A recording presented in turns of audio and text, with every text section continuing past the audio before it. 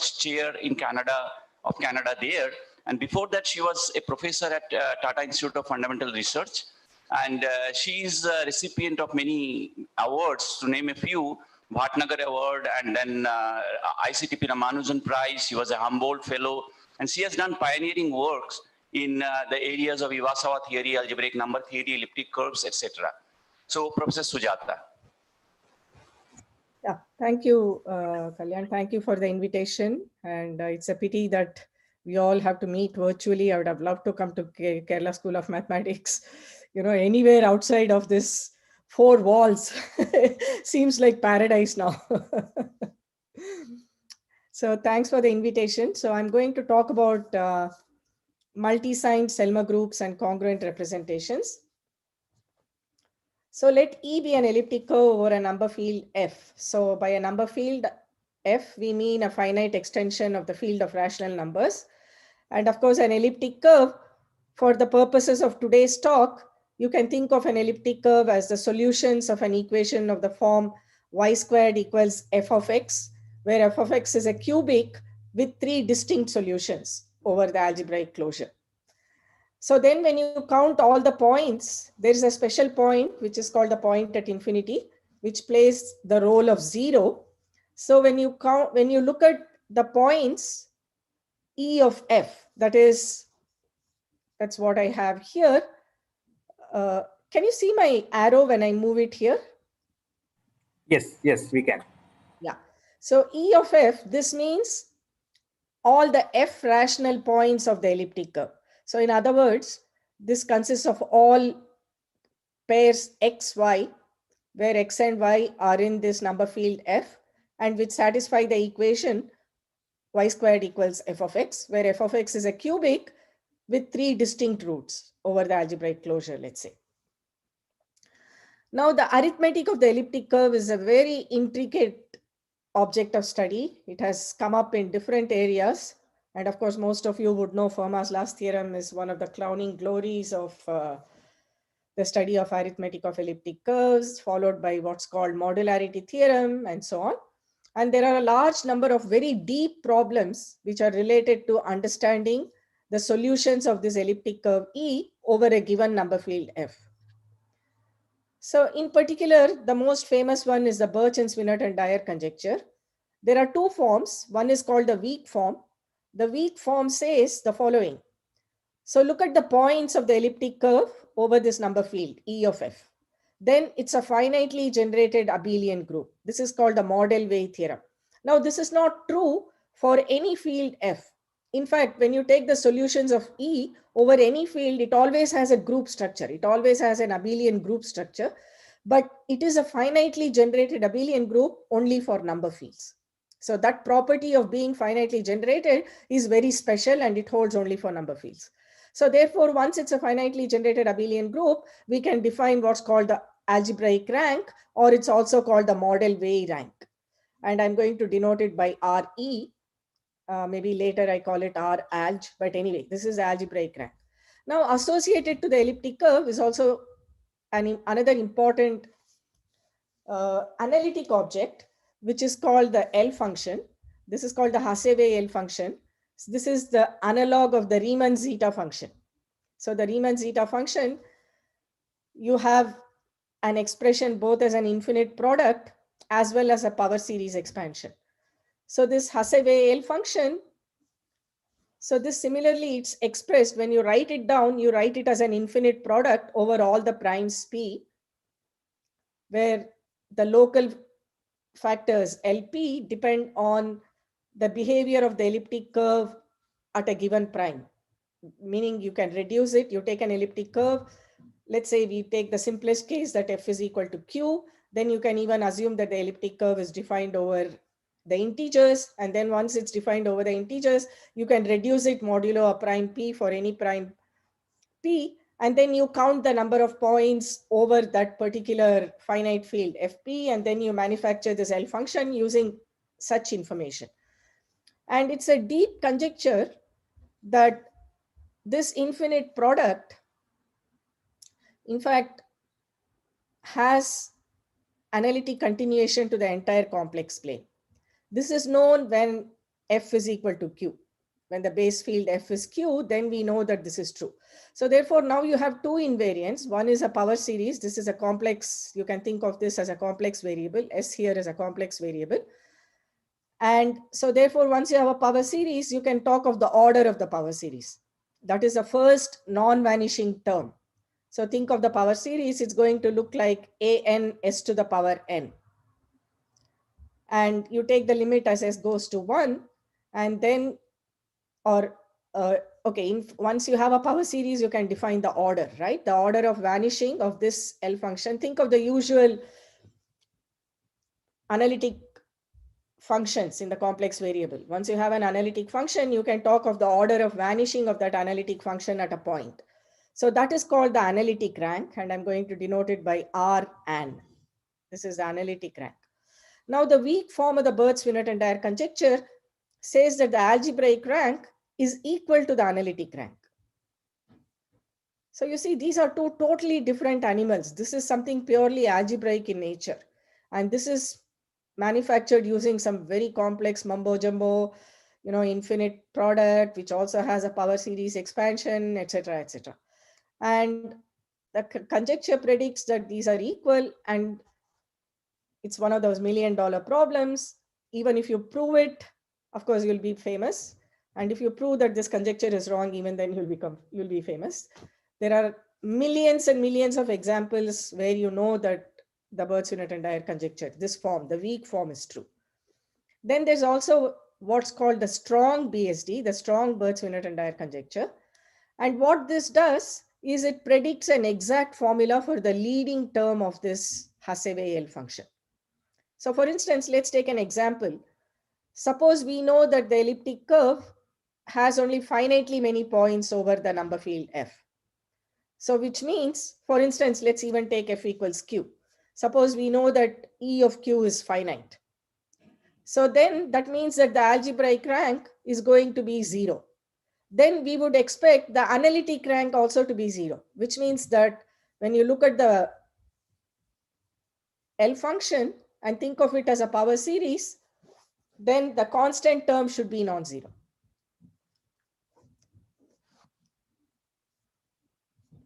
And there are known approaches for attacking the Bird-Swinnerton and Dyer conjecture. We know a lot, but we don't know. There's still a lot we do not know. We know something, but there's still a lot we do not know.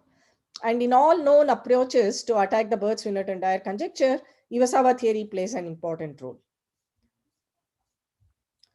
So it's difficult to see a direct connection between the complex L function. Like I said, this is a totally different animal. It's analytic in nature. And then there is this algebraic rank. But Iwasawa theory sort of provides a philosophical framework for why something like this should be expected. So Iwasawa theory is a p-adic theory. So let me just build the basics for that. So we have a number field f. Then you have the cyclotomic ZP extension. How do you define the cyclotomic ZP extension? You take f and you attach all the p power roots of unity. Mu p squared, mu p cubed, and so on. Keep attaching all the p power roots of unity. Then call that f of mu p infinity. So then inside that, you'll have a ZP quotient. ZP is the ring of p-adic integers. That's the inverse limit of Z mod Pn. So this extension has a quotient whose Galois group is isomorphic to Zp, the ring of p-adic integers, and that's called the cyclotomic ZP extension. And the main object of study is what's called the P infinity Selmer group. And this Selmer group, part of the information on the points is contained inside the Selmer group. So you can never attack the points directly. You can never get your hand on the points on E of f, on the f rational points of the elliptic curve. That's quite difficult to lay your hands on. But what you can do is you can study the Selmer group, and then inside this Selmer group has the points. And therefore you try to understand the points by understanding the Selmer group. Okay, so we are going to fix the following notation. Let L over F be a Galois extension. S is a set of primes of F containing the primes above P and the primes of bad reduction for E. And then we have this Galois cohomology group. Fs is the maximal unramified outside S extension of F. Okay, so that is you take the extension where you only allow the primes in S to ramify. Any other prime outside of this set should be unramified. Take the maximal such extension. That's a Galois extension, and that's denoted by f of S. And this cyclotomic extension with Galois group ZP is contained in this Fs. Okay, now we are going to need to talk about what's called the reduction type of the elliptic curve. And I'm going to make this assumption. Assume that E has good ordinary reduction at all the primes of F above P. So to keep matters simple, let's assume that F is equal to Q. That is a usual rational numbers. So then there's only one prime, namely P. And to say that it has good ordinary reduction just means the following. I said you can even assume that your elliptic curve is defined by an equation y squared equals fx, where all the coefficients are in fact in the integers. Then you can reduce the elliptic curve. That is, you can go modulo p. You have an equation whose coefficients are in z. You can then reduce modulo p, and then you get an equation over fp, the finite field fp. And then if that equation is still giving you an elliptic curve, in the sense it's still giving you, let's call it y bar squared equals f bar x. And then if it is still a smooth curve with f bar x having 3 distinct roots and so on, then we say that it has good ordinary reduction. And so therefore you can define this Selmer group for all finite layers. So you take L inside here, and L is contained in f of s. And you can take direct limits and then define the Selmer group over any infinite extension as well. So in particular, you can define the Selmer group over this cyclotomic extension. Okay. Now this might seem very counterintuitive. You want to understand the elliptic curve and the rational points of the elliptic curve over this base field F. So why are we going to this huge field F cyclotomic? The reason is because then the Selmer group actually has a module structure which makes it easy to study. It has a module structure over a very nice ring, namely what's called the Iwasawa algebra. And then once it has a module structure, then you can use module theory to get more information. Whereas if you stick to a finite layer, then you are just sticking with group rings. This L over F, suppose it's a finite Galois extension, then you just have a group ring where G is this Galois group, and you have a module over a group ring, and there's not much known about modules over group rings, whereas there's much more known over modules over such infinite extensions.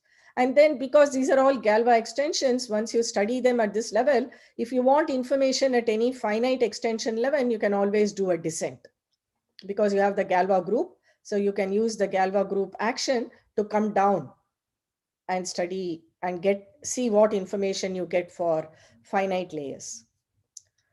Okay, so therefore we can define what's called the Selmer group, Selmer of EP infinity over F cyclotomic.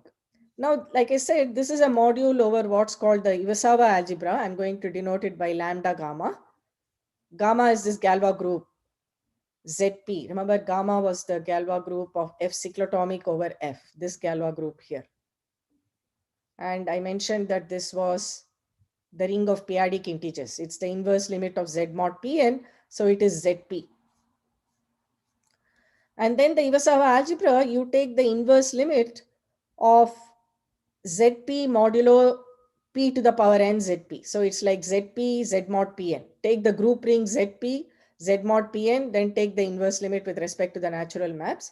Then you get a complete group algebra, which is actually a power series ring in one variable, Zp double bracket T. So this is very good because this is a very nice ring. This is in commutative algebra. This is what's called a regular local ring. It comes with the most beautiful structure theory that you know. And it's a very pleasant ring to study. So in particular, studying modules over these rings are very interesting. Okay, Now, this Iwasawa algebra, it's not just any algebra. It comes with a topology because all of these objects, remember, ZP is a compact topological ring. So this is a compact algebra. So similarly, Selma group of EP infinity over F cyclotomic, because it's a module over this compact algebra, it also has a topology. And in fact, it has the discrete topology. And it's always interesting to work with its Pontryagin dual. So that is defined to be the homomorphisms of the Selma group into QP mod ZP. So this is just like you take the usual dual. This is the Pontryagin dual for this P, QP mod CP. And then the object X of EP infinity now becomes a compact finitely generated module. This was discrete. This Selma group was discrete. And this is compact. So this is a compact finitely generated module over lambda gamma. Now there's a deep conjecture of Maser, which goes back to the 1970s, which says that not only is it finitely generated, but suppose we assume that E has good ordinary reduction at all the primes of F that lie above P. Remember, I've always fixed a P, and I'm looking at all the primes of F which lie above P. Then if it has good ordinary reduction at all those primes, then it is even a torsion module. In fact, it's known, this is one of the big results that was proved in towards the end of last century. It's a deep result of Kato, and we know this to be true when F over Q is abelian for any abelian extension. So in particular, I mean, to keep matters simple, you can think of F equals Q, then you know that this is actually a finitely generated compact torsion module. Okay, now what are the kinds of reduction that the elliptic curve can have? So let's look at SP. SP is the set of primes of F where V divides P. So I'm taking all the primes of F that lie above the given odd prime P. So the kind of reduction it can have is the following.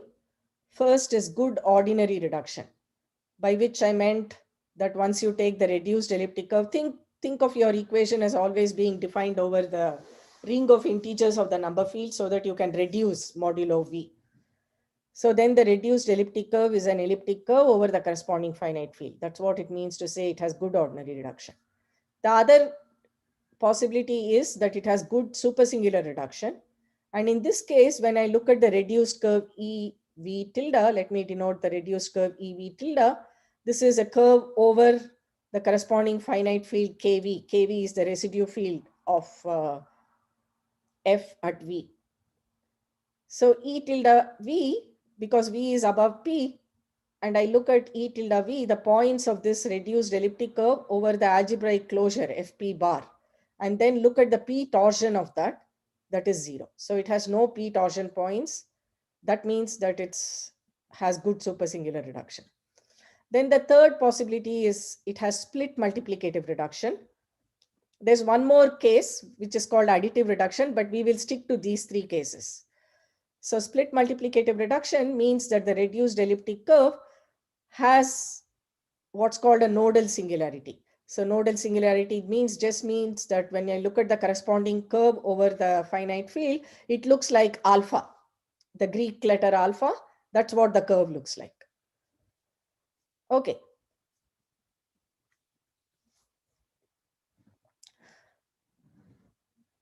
So how do we define the Selma group now? So far earlier I defined the Selma group.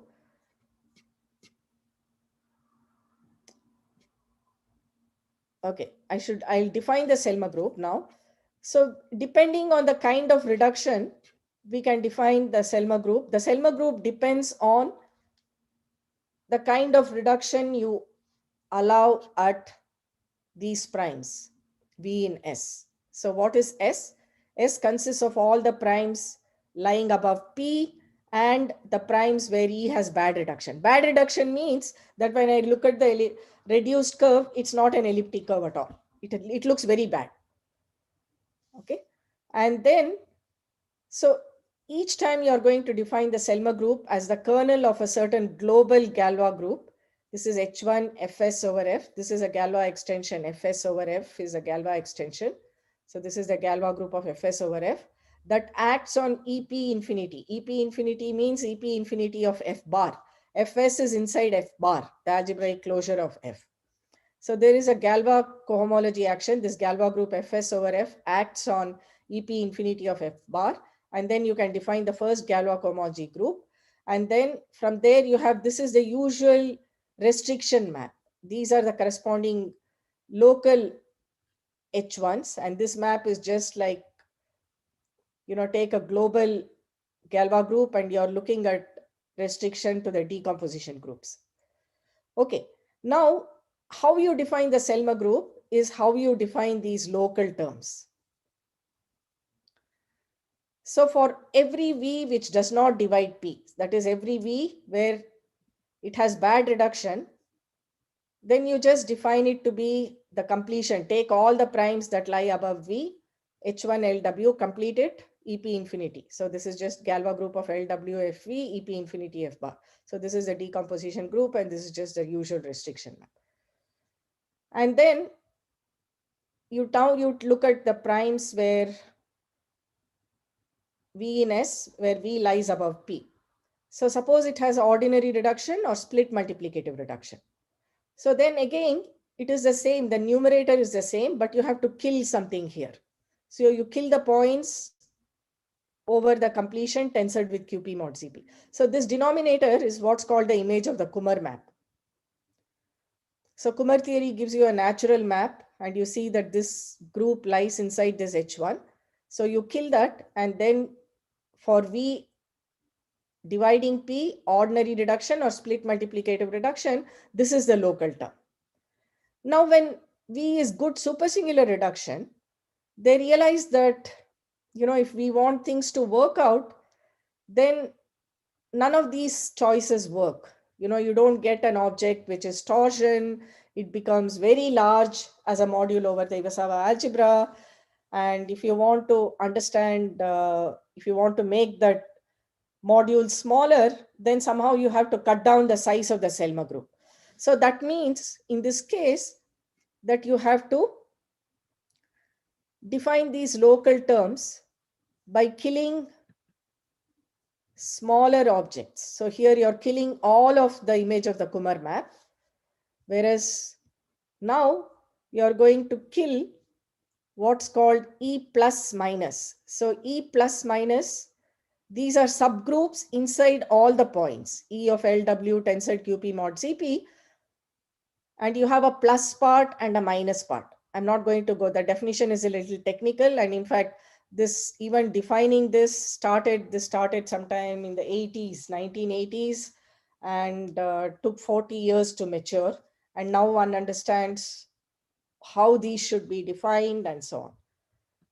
So that's the local term. And then depending on whether you choose a plus or a minus, you're going to get what I call the local term. I'll put a plus at the top if I'm choosing a E plus, and I'll put a minus if I'm choosing a minus. Okay. So now let's just revise again. So E over F is an elliptic curve. SP is the set of primes of F above P. And I'm going to break the set of primes of F above P into three parts. One is the set of ordinary primes. That is the primes where it has good ordinary reduction. Then SS. SS means supersingular. That is the primes above P where it has supersingular reduction. And then the primes above P where it has multiplicative reduction. Okay. So, and I'm going to define the local terms. So remember, each time we want to define the Selma group as the kernel from this H1 to some local H1s. And I have to tell you what these local H1s are. And that will depend on this V in S. Okay. So this is how I'm going to define the local terms. So if it is an ordinary prime or a multiplicative reduction prime, then it is the old, what I call JV. Let me go back and show you what JV was. This is just the whole H1 modulo the image of the Kummer map, where you are killing all the points, the local points. So that coincides when it is ordinary or multiplicative. And then when it is super singular, then you can choose either a plus part or a minus part. So when it is super singular, and if I choose a plus, I will call it JV plus or HV plus. And if I choose the minus part, I'll call it HV minus. So again, let me show you that HV plus minus means that I'm choosing this subgroup E plus minus. There are two subgroups, E plus LW tensor QP mod ZP and E minus LW tensor QP mod ZP. So there are two kinds of local points. Let's call it the plus part of the local points and the minus part of the local points. And I have two choices. I can choose either one to kill and then things work out well. So now because I have all these choices, so for each V in a super singular prime, I can choose the local terms JV to be either plus or HV minus, right? So these are the choices. So let me pause here and take questions if there are any questions, and then I'll continue.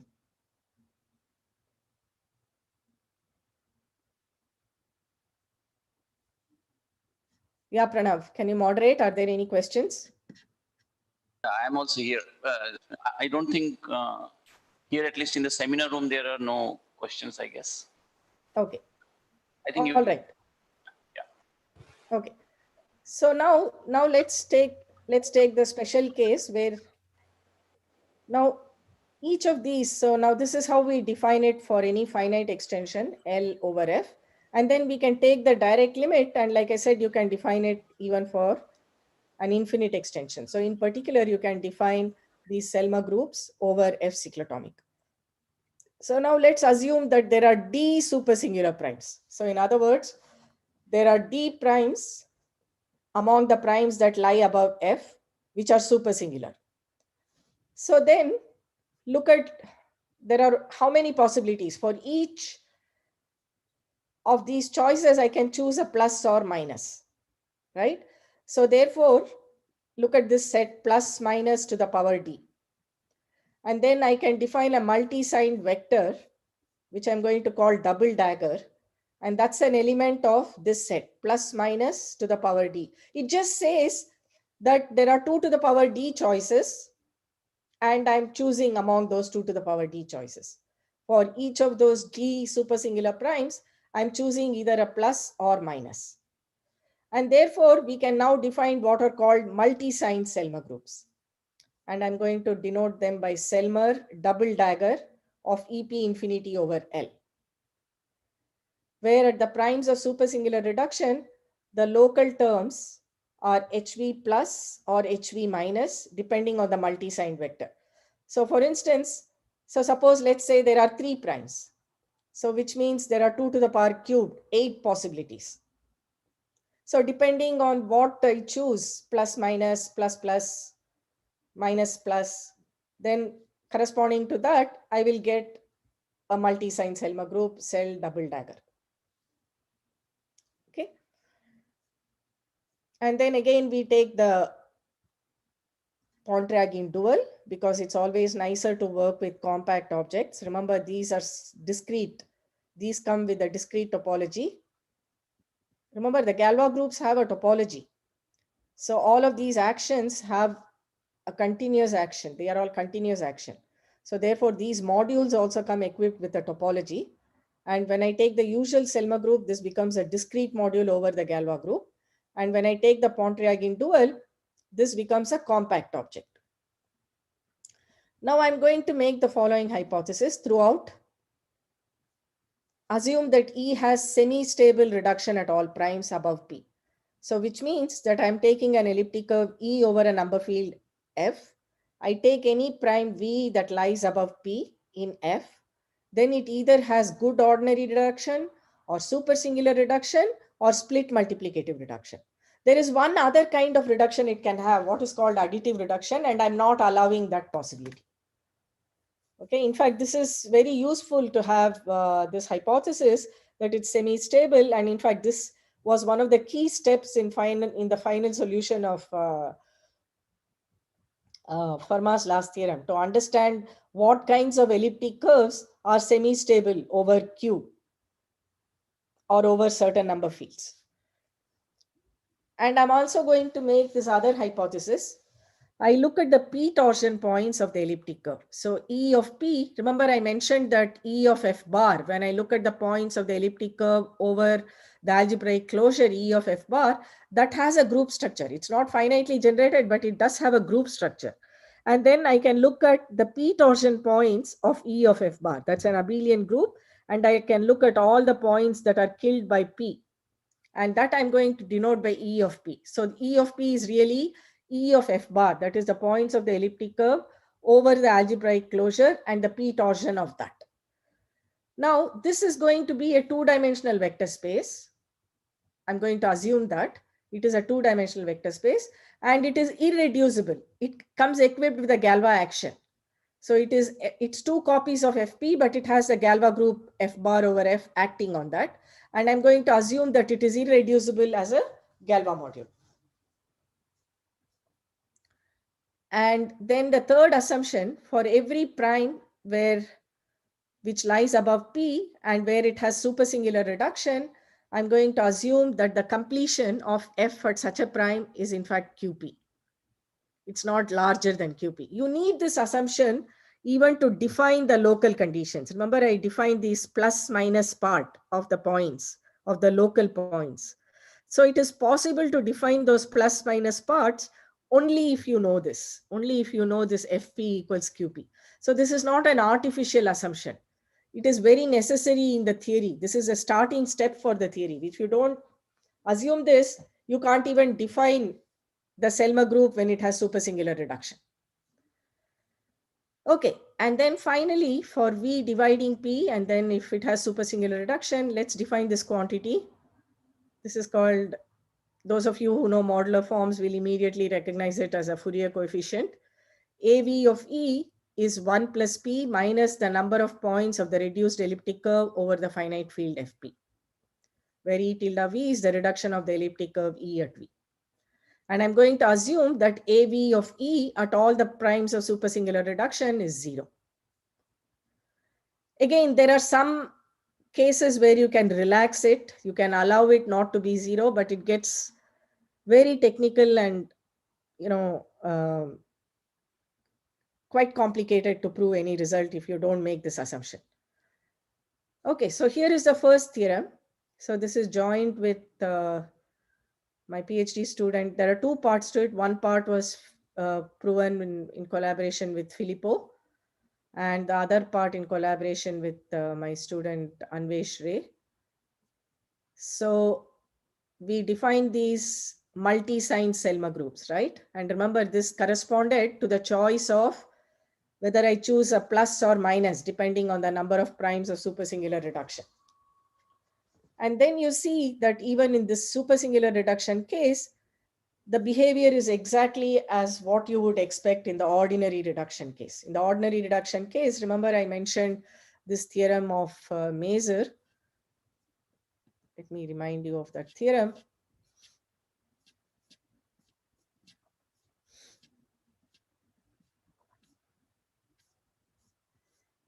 Yeah, this is a conjecture of Mazur, which says that the dual Selmer group is torsion and finitely generated over the Iwasawa algebra. Lambda gamma, which is ZP power series ring in one variable over ZP. So then you have an exactly similar statement in this case. So even these multi-sign Selmer groups, irrespective of whether you choose plus, minus, whatever choice you make, that's a finitely generated torsion module over the Iwasawa algebra lambda gamma, which is isomorphic. Let me remind you, there's a power series ring in one variable over ZP. Now what is the advantage? So you have these modules which are finitely generated torsion modules. Then the thing you can do is you can attach invariants to modules. And then you can study the invariants. And those invariants in turn will give you some information about the points. So suppose M is a finitely generated torsion module over this power series ring, ZP double bracket T. Then one of the structure theorems says that there is a homomorphism from M into a direct sum like this, Z mod P to the power Ni power series ring in one variable, direct sum certain copies of Zp double bracket T modulo Fj. I'll explain what these are. And this homomorphism has finite kernel and finite co-kernel. Okay. Now, what should this remind you of? This should remind you of the structure theorem of finitely generated modules over principal ideal domains. If you take a finitely generated module over a principal ideal domain, and if it is torsion, then it says that there are certain primes to certain powers, which are called the invariant factors. And that gives you the structure of this finitely generated torsion module over a principal ideal domain, right? So this is an extension of that kind of result, except of course, this is no more a principal ideal domain, right? Look at the ideal generated by P and T. The maximal ideal P and T is definitely not principal. So you cannot expect such a refined theorem, but this is still a very interesting theorem because it says if you're happy ignoring finite modules, then you have a very nice structure theorem. And now you can define the following invariants.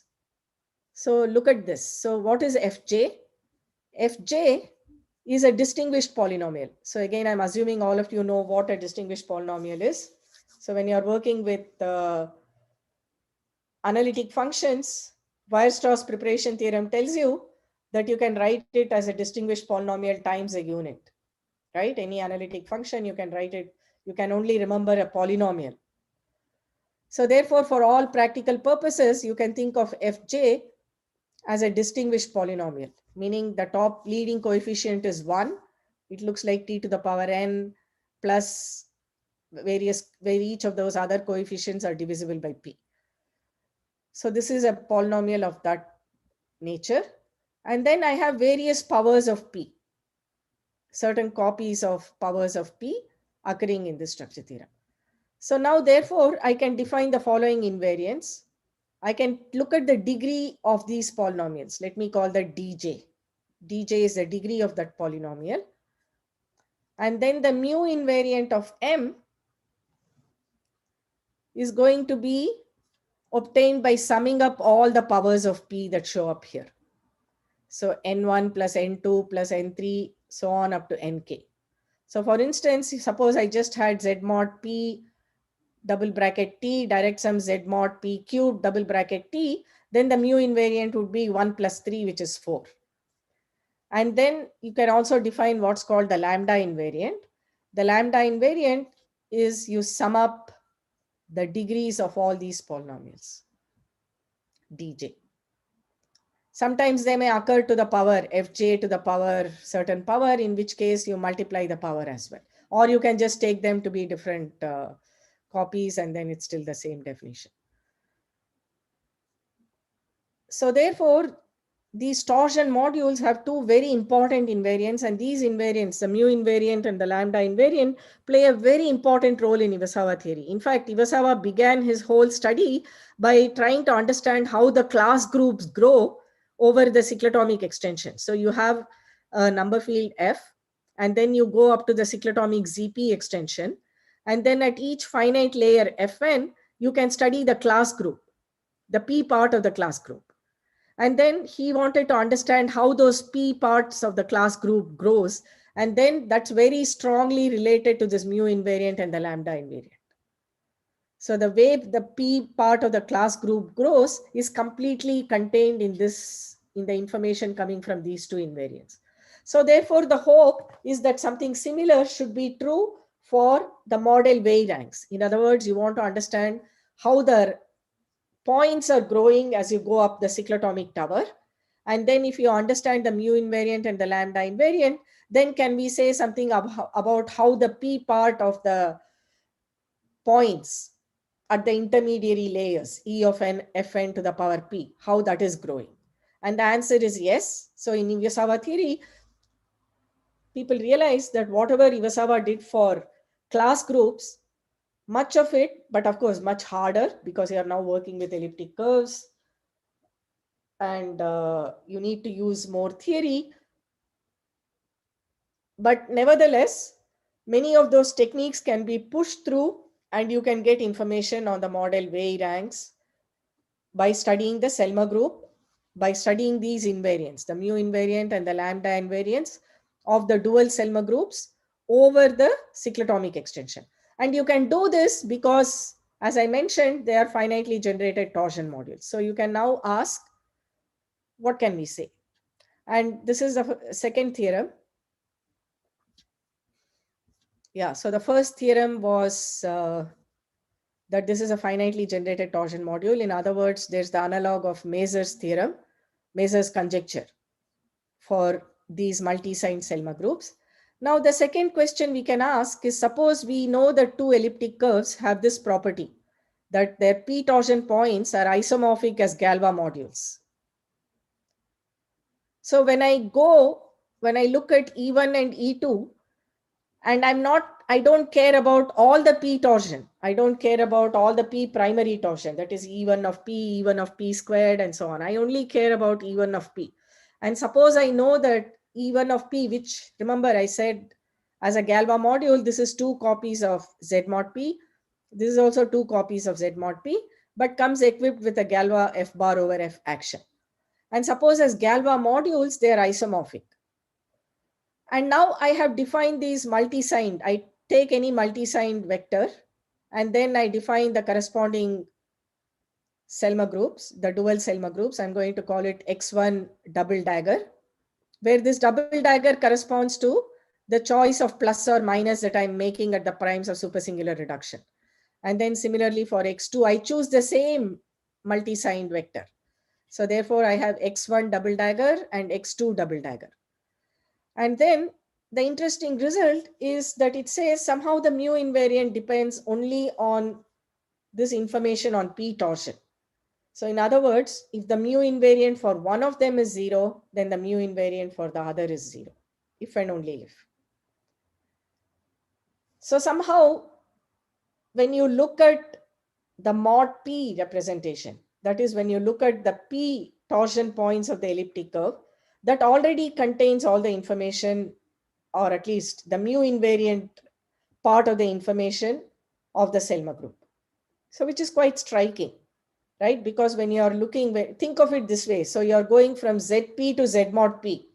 So you're really going modulo P, and you're asking, what am I not losing? What information is still getting preserved? So then this theorem tells you that the mu invariant information is still preserved.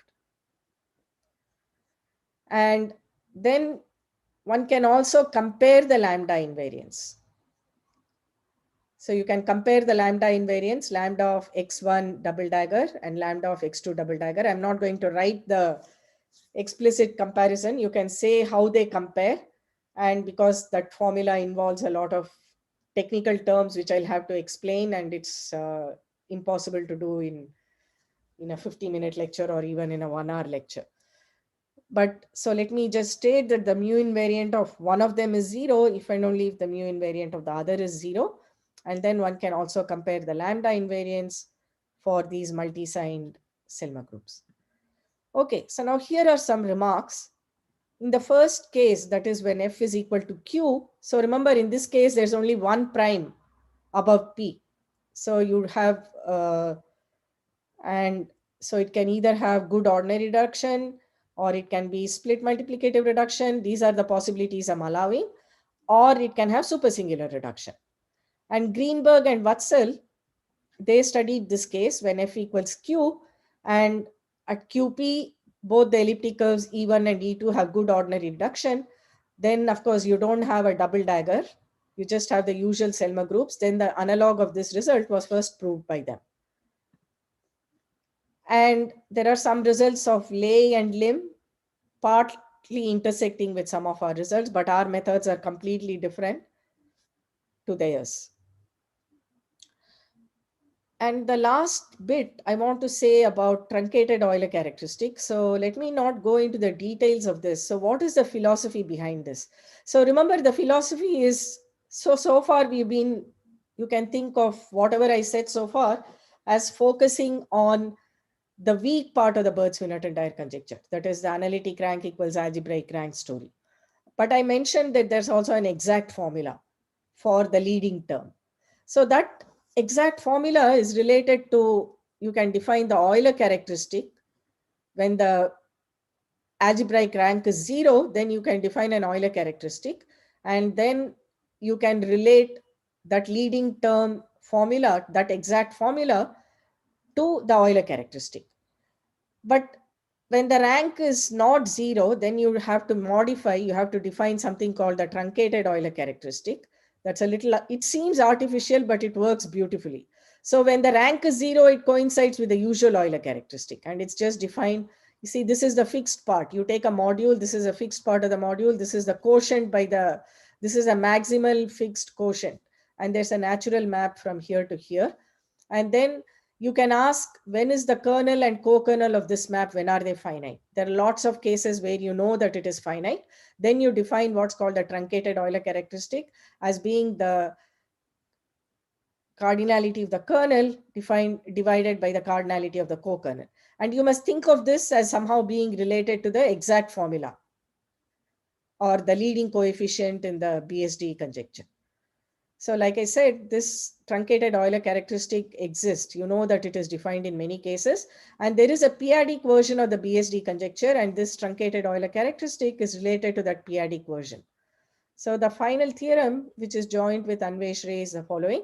So all the hypotheses as before, that is, I'm only allowing good ordinary reduction at the primes above P, or good supersingular, or split multiplicative. Then I'm assuming that the truncated Euler characteristic is defined. Okay, and I'm assuming that these two are residually isomorphic. So again, I'm only remembering the residual information. I'm only remembering the p torsion information. Then it says that the truncated Euler characteristic is a p-adic unit. That is, P does not divide the truncated Euler characteristic of one of them, if and only if P does not divide the truncated Euler characteristic of the other one. So again, this is very striking because it remembers, even when you go modulo P, this memory is retained. The leading term, some information related to the leading term coefficient is still remembered by this information. And then we also have analogous results, not just over cyclotomic extension, but you can take bigger extensions, F infinity, which contain the cyclotomic extension, and it is still contained in Fs, and whose Galois group is a multi-ZP extension. So it can be ZP to the power D. Then you have that. And let me close with an example. So for instance, let's take F to be the imaginary quadratic extension Q of I. And I'm going to take these two curves, E1. So this is Cremona's table. So for those of you who know, see, there is a whole database of elliptic curves. And these are called Cremona's tables. And it tells you, gives you all the information on the Burt-Swinnerton conjecture, exact formula, and all the elliptic curves have a name. And so this 38A1, that is E1. And of course, this is defined over Q, but I'm going to base change to F. Okay. And then similarly, E2 is what's called 114B1. And again, this is defined over Q, but I'm going to base change it to this imaginary quadratic extension. And let's look at this prime P equals 5. Then we know that the phi torsion points of E1 and E2 are isomorphic as Galois modules. And in fact, you can look at phi here, Q, and this is a quadratic extension. 5 in this quadratic extension breaks up into P star, where P is 2 plus I, P star is 2 minus I. And this elliptic curve, both of these elliptic curves, E1 and E2, are supersingular at P and P star.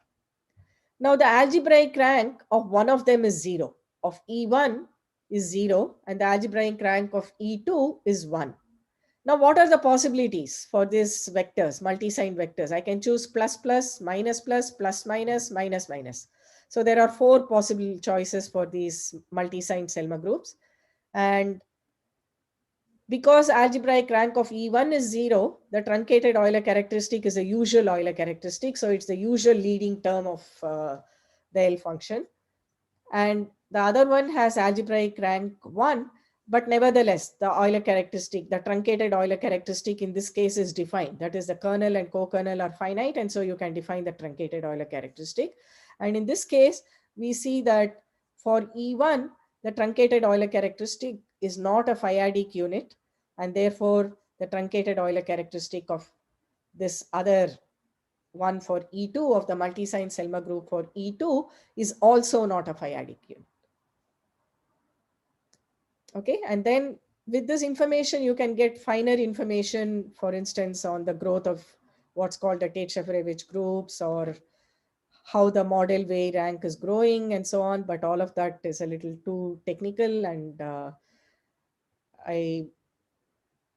I'll stop here, and I'm happy to take any questions. Thank you. Thank you so much, Professor Sujatha. And already we have a question from the seminar room. Siddharth Ramakrishnan. Hi, ma'am. Yeah, hi. So when you talked about Birch-Schwenneter and conjecture, we are told like we are comparing two different objects, one Yeah. of algebraic nature and one of analytic nature, and Yeah. you told that Iwasawa theory makes clear why this should hold, like Yeah. why. So, but all the objects we have defined as purely algebraic objects, right? So, where is that analytic connection coming from? Exactly. I didn't say that because so the way Iwasawa theory comes in here, there's something else called the main conjecture. It says that this complex cell function and the Selma group, the periodic, what I called XP infinity of the elliptic curve, the dual Selma group over the cyclotomic extension, both of these are related to some third object, which is called the periodic L function. Okay. And the periodic L function is related to the complex L function. And the periodic L function is also related to the QP mod ZP corank of this cell. Now you have the Selma group over the cyclotomic extension, right? And you know that it's a module, you know that it's a torsion module, and then you can define certain invariants for that. And that is related to the Selma group, to the periodic Selma group. So that is the philosophical reasoning. Okay. But then you have to introduce what's called the periodic L function. It's like, if you go back to the classical case, you have what's called the periodic Riemann zeta function, which interpolates the values of the complex Riemann zeta function. Yeah. And this is similar to that. Okay. Yeah. Is there any other questions from the YouTube link or something like that, that Pranab might be looking at it? So we can wait for a second. Yeah, Anup is looking into it. Anup, are there any questions? There are no questions in the YouTube channel. Okay.